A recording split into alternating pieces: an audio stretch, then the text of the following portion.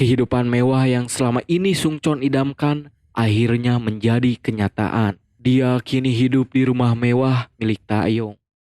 Halo semua, melanjutkan cerita drama The Golden Spoon tentang seorang pria miskin yang bercita-cita menjadi orang kaya demi merubah nasib keluarganya yang selalu mendapat intimidasi dan perlakuan yang tak pantas. Setelah dengan ajaibnya Lee Sung Chon berhasil bertukar tempat dengan anak paling kaya di sekolahnya si Hwang Taeyong, apakah dengan itu dia berhasil mewujudkan impiannya menjadi orang kaya? Atau mungkin hal itu malah akan memperburuk keadaan dirinya beserta keluarganya? Kita lanjutkan cerita part kedua atau episode ketiga dalam dramanya.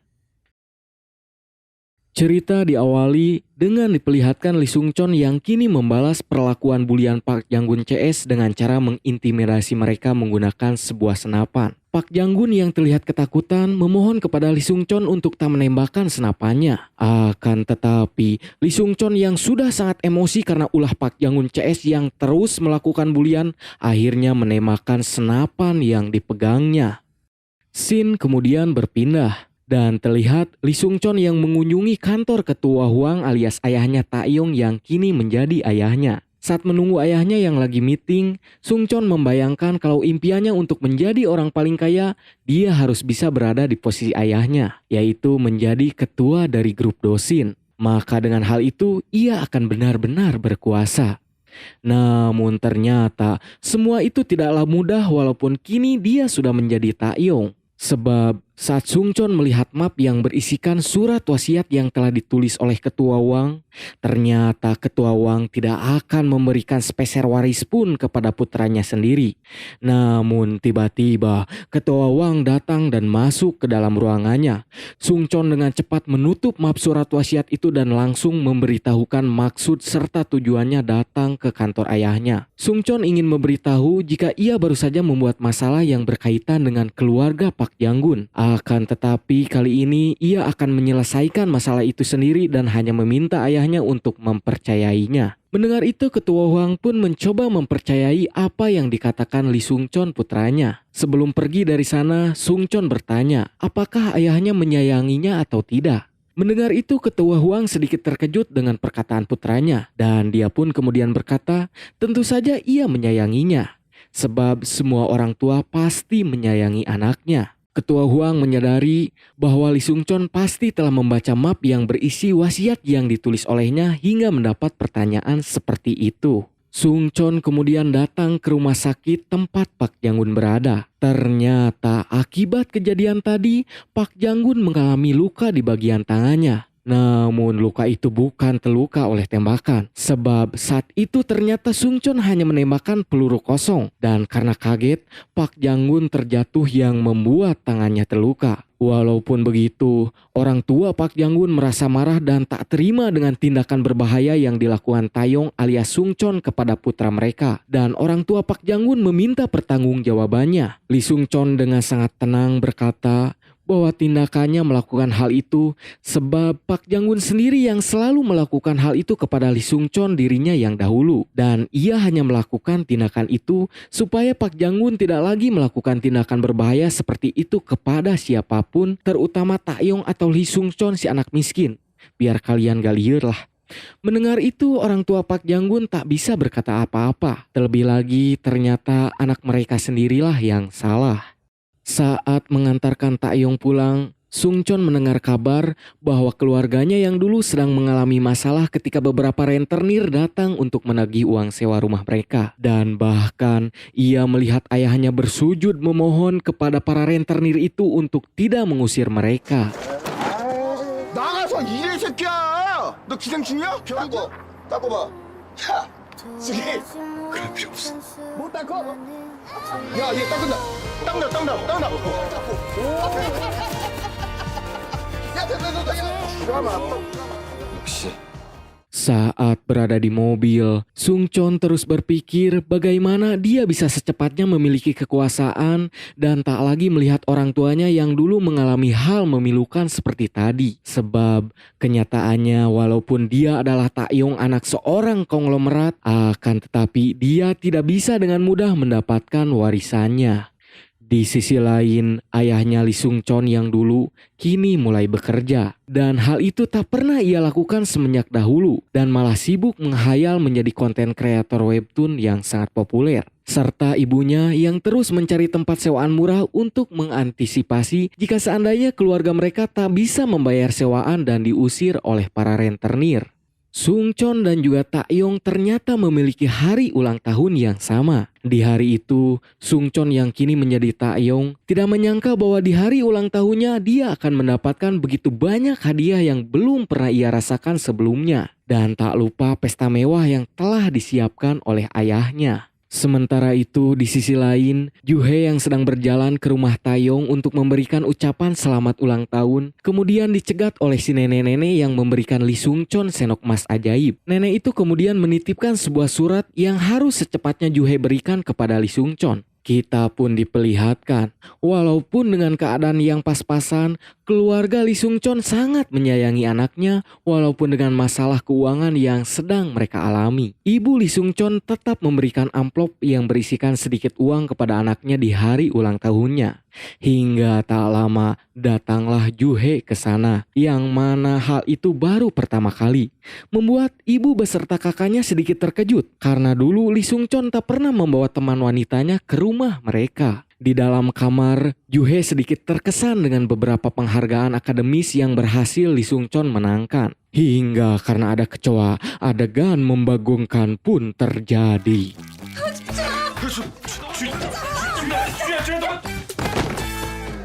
주희야. 승천아.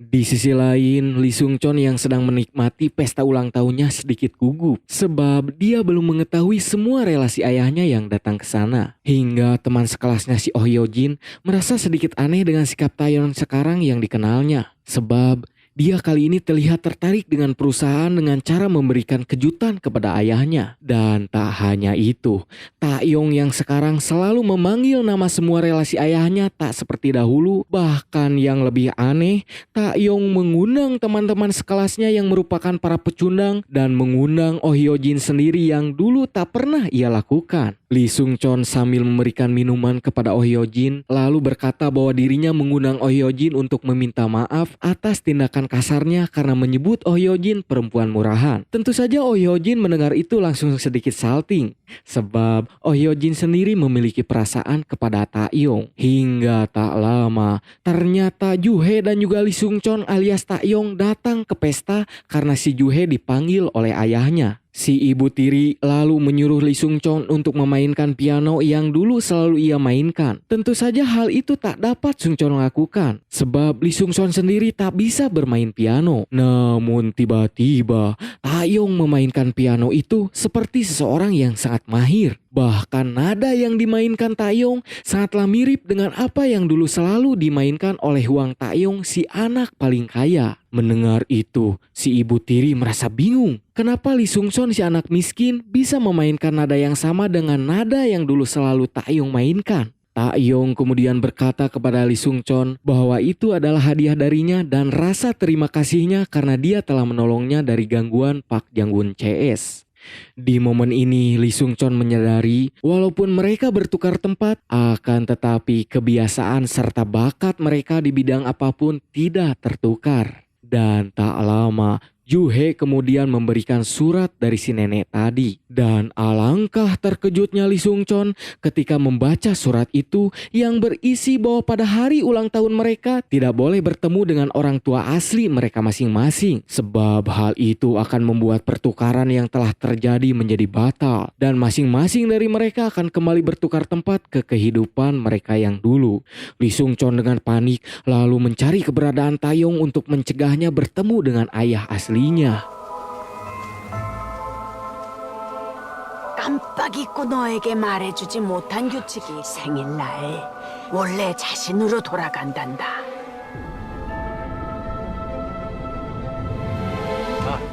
선택은 늘 대가를 이 편지가 너무 늦지 않기를 바란다. 죄송합니다. Taeyong yang sedang bersama Oh Hyojin untuk naik lift. Tiba-tiba ayahnya si ketua Hang berjalan ke arah sana. Melihat itu Sungchon lalu memeluk ayahnya agar dia tidak berpapasan dengan Taeyong. Tentu saja hal itu membuat ketua Hang atau ayahnya merasa aneh dengan sikap Taeyong alias Lee Sungchon. Namun Lee Sungchon pun beralasan bahwa di hari ulang tahunnya dia ingin sekali memeluk ayahnya. Sesudah itu Juhei yang berada di rumahnya lalu berpikir dan merasa ada yang aneh dengan sikap Lee Sungchon alias Taeyong. Karena dia bisa memainkan permainan piano yang hal itu hanya bisa dilakukan oleh Hwang Taeyong si anak orang kaya. Bahkan dia bisa meminum minuman beralkohol seolah minuman itu biasa baginya. Namun tiba-tiba ayahnya Juhei datang dan menegur putrinya untuk tidak lagi berteman dan dekat dengan Sungchon si pemuda miskin yang tidak selepel dengan mereka. Karena menurut ayahnya berteman dengan orang miskin suatu saat akan merugikan Juhei sendiri. Seperti temannya dulu bernama Jang Nara yang mencuri jam tangan miliknya. Sementara itu, ketua Hwang dan istrinya merasa sedikit aneh dengan sikap Taeyong dan juga Lee Sungchon karena mereka seperti tertukar. Akan tetapi melihat itu, ketua Hwang merasa kalau sekarang Taeyong pantas meneruskan untuk memimpin grup Dosin. Mendengar itu, istrinya cukup terkejut dan kemudian menelpon seseorang dengan tergesa-gesa, di mana ia menyuruh seseorang di telepon itu untuk kembali jika tidak ingin kehilangan segalanya. Di sisi lain, Sungchon menyadari kalau ia telah kehilangan surat dari si nenek penjual barang antik, di mana Sungchon berkata peraturan apalagi yang belum ia ketahui. Keesokan harinya, Sungchon pergi menemui si nenek ditemani oleh Juhei. Akan tetapi ternyata si nenek itu tak ada di tempat yang biasa berjualan barang antik. Kemudian Sungchon pun terkejut tatkala Juhei berkata kalau dia pernah pergi ke rumahnya dahulu untuk menemui Taeyong. Sungchon pun berkata, kenapa Juhei mau datang ke rumah bobrok itu, sedangkan Juhei sendiri adalah anak orang kaya. Mendengar itu, Juhei merasa tersinggung dengan sikap Sungchon dan ia pun kemudian berkata bahwa hal itu dilakukannya karena dia menyukai Sungchon si anak miskin itu. Dan ia pun menyuruh Taeyong alias Sungchon untuk tak lagi menghina dan merendahkan orang yang dicintainya. Sontak saja mendengar itu, Sungchon yang kini telah menjadi Taeyong merasa terkejut sebab ternyata masih ada perempuan sebaik Juhei yang tak memandang orang lain dari apa yang dimilikinya. Namun walaupun senang, Lee Sungchon tak bisa berbuat apa-apa sebab dia sudah menjadi Taeyong si anak orang kaya. Saat malam, Sungchon yang sedang bermain catur dengan sekretarisnya. Sekretaris pribadinya merasa heran dengan sikap tuanya yang benar-benar berbeda. Seperti menyuruhnya untuk melihat dan mencari tahu keadaan keluarga Lee Sungchon. Bahkan mau membantu Lee Sungchon dari gangguan Park Jang-woon CS memakai senapan. Padahal dia tahu bahwa tuanya memiliki trauma dengan senapan karena kejadian dahulu saat di Amerika. Keesokan harinya, Sungchon dibantu asisten pribadinya berniat untuk mendatangi para preman atau rentenir yang selalu mengganggu keluarganya. Dengan koneksi serta kekuasaannya sebagai Hwang Taeyong, dengan mudah Sungchon membuat para rentenir itu gulung tikar dan babak belur karena dihajar oleh asisten pribadinya yang ternyata sangat jago gelut. 어린 놈의 새끼가 야, 너 죽고 싶어?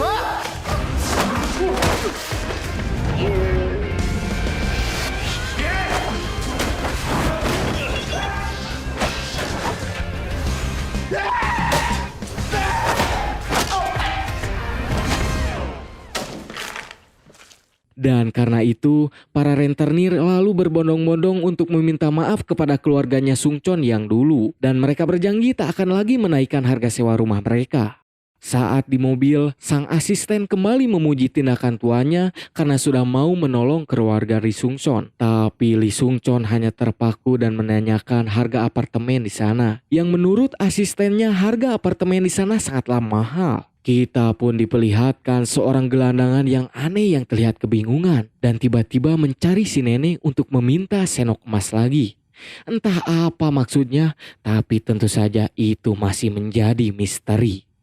Lanjut, Lee Sungchon mulai merasakan rasa cemburu melihat kedekatan Juhei dan juga Taeyong saat berada di sekolah dan tempat mereka bekerja. Hingga dia melihat seorang pria mencurigakan yang terlihat mengintai Juhe. Dan benar saja, saat Juhe pulang dari Toserba tempatnya bekerja, pria itu lalu menyerang Juhe dan meminta uang sebagai bentuk karena putrinya yang bernama Jang Nara telah meninggal. Akan tetapi untung saja Sungchon datang dan menolong Juhe dari pria itu. Juhe pun kemudian menceritakan bahwa dahulu dia memiliki teman bernama Jang Nara. Namun karena satu peristiwa saat Jang Nara terbukti mencuri jam tangan miliknya, membuat Jang Nara harus pergi dari sekolah. Akan tetapi tak lama dari itu, Jang Nara meninggal karena penyakit leukemia. Dan ayahnya sangat membenci Juhe karena menurutnya Jang Nara meninggal disebabkan oleh Juhe. Sungchon kemudian menenangkan Juhe dan menyuruhnya untuk tidak khawatir lagi karena dia sudah melaporkan tindakan ayahnya Jang Nara. Di malam itu Sungchon kemudian memeriksa ruangan kerja milik Ketua Huang. Namun tak lama Ketua Huang datang dan berkata, apa tindakan selama ini berusaha keras memenangkan hati ayahnya karena isi surat wasiat itu? Lee Sungchon pun berkata, apakah dirinya tak mendapat warisan dari ayahnya karena insiden masa lalunya yang terjadi di Amerika? Lee Sungchon kemudian meminta ayahnya untuk merevisi surat wasiat tersebut dan ia berjanji akan berusaha untuk lebih baik lagi serta layak menjadi penerus grup Doshin. Namun ayahnya hanya berkata untuk membuktikan semua itu. Di sisi lain, Ketua Huang merasa senang sebab dengan surat wasiat itu membuat kepribadian Taeyong anaknya menjadi berubah untuk lebih baik lagi. Singkat cerita, pagi pun datang.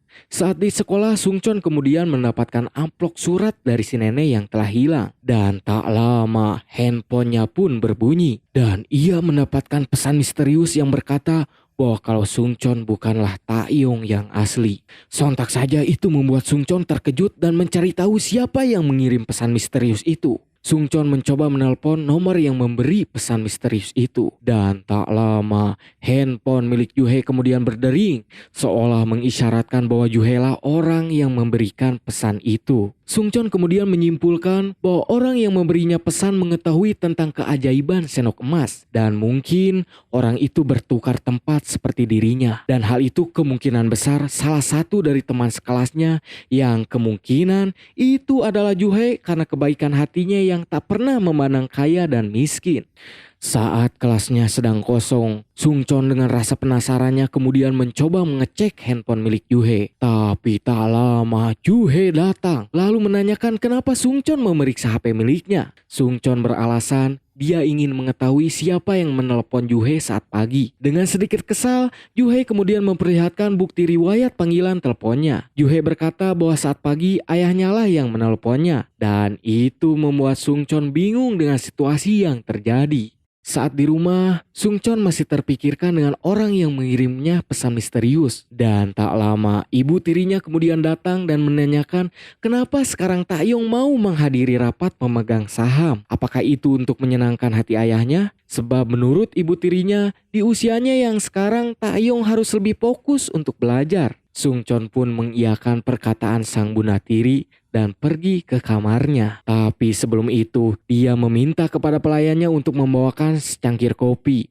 Yang mana hal itu membuat ibu tirinya dan semua pelayan yang berada di sana keheranan. Sebab selama ini Taeyong tak pernah mengkonsumsi kafein. Sungchon kemudian mendapat panggilan dari Juhe yang berkata bahwa orang yang menyerangnya telah ditangkap oleh polisi. Di sana Sungchon menyadari bahwa dulu Jang Nara pernah tinggal di rumah Oh Hyojin. Dan orang yang melaporkan keberadaan ayahnya saat ini tak lain adalah Oh Hyojin. Hingga dengan itu polisi bisa menangkapnya. Sungchon kemudian berpikir bahwa mungkin saja orang yang mengirim pesan misterius itu adalah Oh Hyojin yang mungkin sebenarnya adalah Jang Nara yang bertukar tempat seperti dirinya. Sungchon kemudian menemui Oh Hyojin untuk memastikan hal itu dan mencari tahu apa yang sebenarnya terjadi. Oh Hyojin menceritakan semuanya kepada Sungchon bahwa benar dahulu Jang Nara pernah tinggal di rumahnya dan dia berkata sangat mengasihani Jang Nara karena dia adalah temannya. Tapi Juhe malah membuat Jang Nara pergi dan akhirnya meninggal. Mendengar itu, Sungchon malah berkata, tak mungkin kalau Oh Hyojin sangat mengasihi Jang Nara, sebab tindakannya yang sekarang malah melaporkan ayahnya Jang Nara ke polisi. Oh Hyojin pun beralasan bahwa ayahnya Jang Nara tak pantas disebut ayah, sebab dia selalu memukuli Jang Nara, dan hal itu dilakukannya untuk Jang Nara sendiri yang telah tiada. Mendengar itu, Sungchon kemudian tak sungkan menyebutkan bahwa Oh Hyojin adalah Jang Nara. Karena Oh Hyojin mengetahui semua apa yang Jang Nara alami. Akan tetapi handphone milik Oh Hyojin berbunyi dan mendapatkan pesan seperti yang diterima Sungchon. Dan ternyata teman-teman sekelasnya pun mendapatkan pesan yang sama.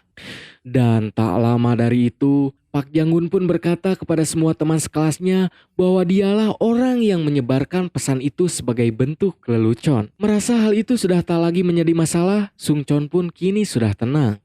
Saat berada di rumah, Sungchon melihat sendok emas miliknya yang sekarang hanya memiliki waktu 7 hari kalau dirinya ingin kembali ke kehidupan lamanya. Dia pun kemudian membeli sebuah apartemen yang selama ini dia impikan untuk diberikan kepada keluarganya yang dulu. Dan di sana dia membayangkan kehidupan yang layak untuk keluarganya.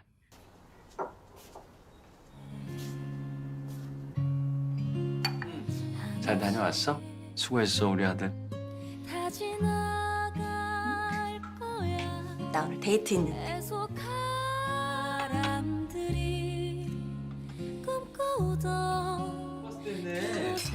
내가 먹어볼까? 다 같이 해야 되는데. 승천아. 승천아, 넌 안 들어올 거니? Dan tentu saja hal itu langsung diketahui oleh ibu tirinya dan tujuannya membeli apartemen tersebut. Saat berjalan pulang, Sungchon kemudian melihat ayahnya yang dulu yang sedang bekerja dan dimarahi oleh atasannya. Dengan penasaran, sebab dahulu ayahnya tak pernah melakukan hal itu, Sungchon kemudian menanyakan kenapa ayahnya sekarang mau bekerja. Ayahnya hanya berkata bahwa dia ingin menghasilkan uang walaupun itu terlambat untuk keluarganya.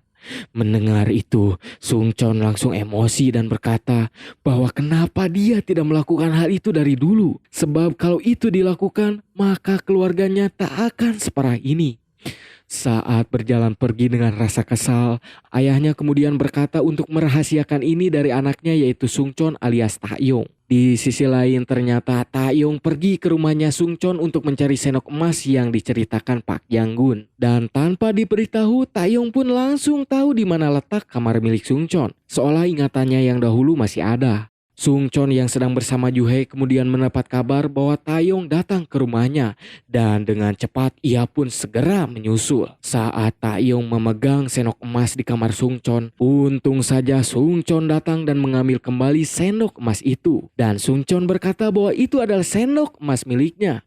Saat berjalan pulang, Taeyong bertemu dengan ketua Huang ayahnya dahulu. Dan dengan perkataannya saja, Taeyong langsung merasakan gangguan kepanikan seperti dahulu. Dia pun mencoba berlari ke rumahnya. Namun rasa gangguan panik itu semakin kuat dan ia pun mencoba menelpon ayahnya. Mengetahui anaknya mengalami gangguan panik, ayahnya Sungchon yang sedang bekerja lalu bergegas mencari keberadaan Sungchon alias Taeyong. Saat Taeyong hampir tak sadarkan diri, datanglah ayahnya yang lalu menenangkan dengan cara sederhana namun sangat dalam, yaitu kasih sayang seorang ayah kepada anaknya. 내쉬고 들이마시고 내쉬고 내쉬고 아빠도 이런 적 있었어. 숨 쉬면 금방 괜찮아질 거야. 들이마시고 잘 있어 우리. Singkat cerita, pagi pun caang. Kita pun dibuat bertanya-tanya tatkala Pak Jang-gun yang bertemu dengan Oh Hyojin. Di sini kita mengetahui bahwa ternyata Oh Hyojin lah yang memberi pesan misterius kepada Sungchon. Dan untuk menutupinya dia mengirimkan pesan itu kepada setiap teman sekelasnya. Dan menyuruh Pak Jang-gun untuk mengaku bahwa tindakan itu adalah ulahnya. Dan ternyata orang misterius yang ada di scene awal saat Taeyong dan Sungchon bertengkar di Sungai Han tak lain adalah Oh Hyojin. Dan scene pun berpindah tatkala Oh Hyojin melihat dari kejauhan dan berkata selamat tinggal ayah kepada ayahnya Jang Nara. Dan hal itu menjawab rasa penasaran kita bahwa ternyata tebakan Sungchon selama ini benar. Bahwa Oh Hyojin sebenarnya adalah Jang Nara yang bertukar tempat sama seperti Sungchon. Sementara itu, Taeyong kemudian dikejutkan dengan kedatangan paman tirinya yang awalnya terlihat sangat ramah. Akan tetapi tatkala sepi, tanpa ujuk-ujuk si paman tiri ini yang bernama Juntai langsung mencekik Sungchon dan berkata seolah-olah Taeyong adalah mainan baginya. Aduh, nama deui ye nu gelona. Di sisi lain, kita akan melihat kehangatan keluarga Sungchon. Walaupun terlihat sederhana, namun keluarga ini sangat indah tatkala ayahnya membawa ayam goreng yang dinikmati oleh semua keluarganya. Dari kejauhan, Sungchon yang melihat itu sangat merindukan keluarganya. Singkat cerita lagi, saat ayah Sungchon yang bekerja sebagai buruh untuk menghalau pendemo yang tak mau lahannya digusur oleh grup Dosin terluka sangat parah dan membuatnya dibawa ke rumah sakit. Sungchon yang sedang bersama Taeyong kemudian mendapat kabar itu dan secepatnya pergi untuk menemui ayahnya. Sungchon seperti orang gila, kemudian mencari ke berbagai tempat di rumah sakit itu untuk secepatnya mengetahui kondisi ayahnya. Hingga pada akhirnya Sungchon menemukan ayahnya dan langsung memanggilnya ayah. Dan ternyata di sana ada ketua Huang yang mendengar Sungchon atau Taeyong berkata ayah kepada orang lain. Namun Shin kemudian berpindah ke rumahnya Oh Hyojin yang ternyata benar. Dialah yang memiliki surat dari si nenek untuk Taeyong. Dan kita pun diperlihatkan bahwa Oh Hyojin mempunyai senok emas ajaib seperti Sungchon. Serta masa lalunya yang menyedihkan saat dia selalu dipukuli oleh ayahnya. Dan pertemuannya dengan si nenek penjual barang antik. Ternyata Oh Hyojin lah yang memiliki penyakit leukemia. Tapi karena mereka bertukar tempat dengan Jang Nara, menyebabkan Jang Nara lah yang dinyatakan meninggoy. Padahal sebenarnya itu adalah Oh Hyojin. Dan diperlihatkan pula sifat Jang Nara atau Oh Hyojin yang selalu judes atau pika ijiden dari kecil. Namun video harus bersambung teman-teman. Kita lanjutkan di next video ya. Anjing tegenaun. Bagaimana kelanjutan perjuangan Sungchon yang ceritanya semakin terlihat menarik? Mimin pamit, bye-bye.